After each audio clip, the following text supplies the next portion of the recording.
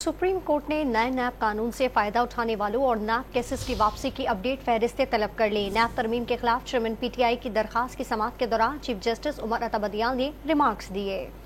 Review of judgment act case में chief justice को rubber stamp बना दिया गया। चीफ जस्टिस ने इंतखाबात और वोट को हुकूमत और अरकान पार्लियामेंट के एहतसाब का एक तरीका करार दिया।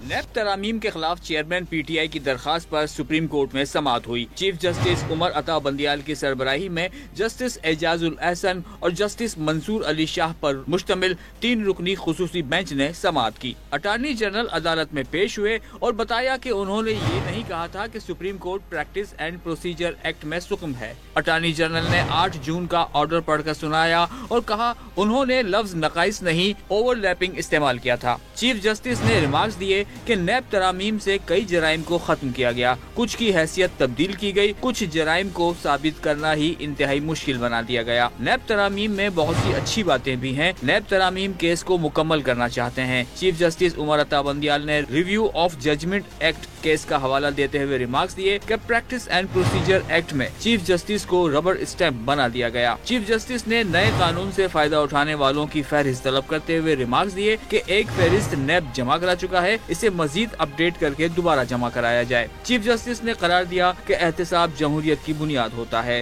इंतखाबात और वोट भी हुकूमत और अरकान पार्लियामेंट के एहतसाब का तरीकाकार है। सुप्रीम कोर्ट ने नैब तरामीम के खिलाफ केस की समाअत कल तक मुलतवी करते हुए हुकूमत के वकील मखदूम अली खान को चेयरमैन पीटीआई के वकील ख्वाजा हारिस के उठाए गए नुकात पर तहरीरी जवाब देने की हिदायत कर दी।